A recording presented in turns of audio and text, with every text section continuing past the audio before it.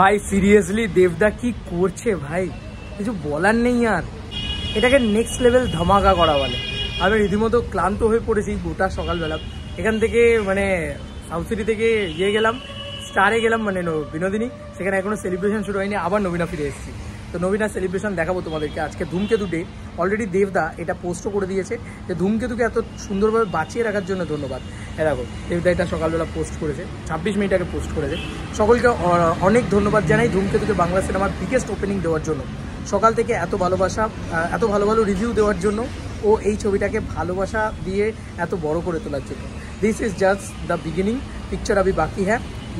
Lastly thank you এত বছরের অপেক্ষার জন্য ও এত বছর ধূমকেতুকে বাঁচিয়ে রাখার জন্য, Daag media and Dev entertainment ventures.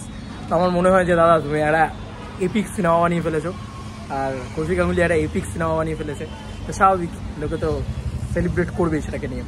এবার চলে আসি এসবিএফ। এসবিএফ কি করছে ভাই, এসবিএফ গ্যামা।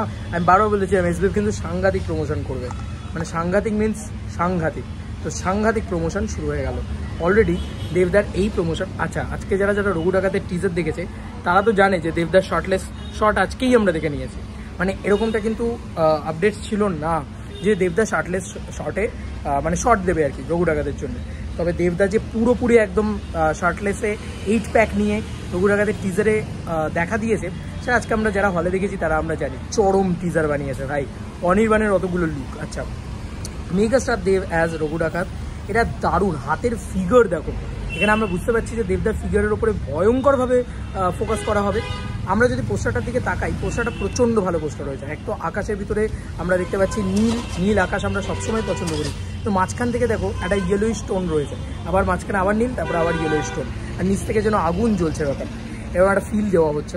একে তো কোমরে একটা পুরো লাল একটা যেটা ডাকাতদের লাল জিনিসটা প্রচণ্ড বড় চুল, বড় আর দাদার ফেসিয়াল এক্সপ্রেশন, সিরিয়াসলি বলছি কি লাগছে দাদার ফেসটা, মানে ফেসটা ইটসেলফ দুর্দান্ত লাগছে, ঘ্যামা লাগছে, মাথা খারাপ লাগছে। এবার যে লাইনটা লিখেছে এসবিএফ সেটা আমরা জাস্ট পড়ি।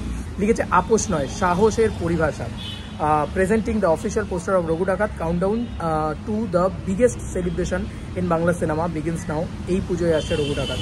সিরিয়াসলি বলছি রঘু ডাকাত যা দেখিয়ে দিচ্ছে, যা করে দিচ্ছে, যা মানে যে লেভেলে প্রমোশন অলরেডি এখন শুরু করে দিয়েছে, এবং যা পোস্টার ঘোড়াটাকে দেখো, ঘোড়াটা জাস্ট মানে পোস্টারটাকে কেটে ফেটে বেরিয়ে আসা বলে না, একদম আলাদা করে চপ আউট করে বেরিয়ে আসছে যেন মনে হচ্ছে ঘোড়াটা, এত ভালো লাগছে।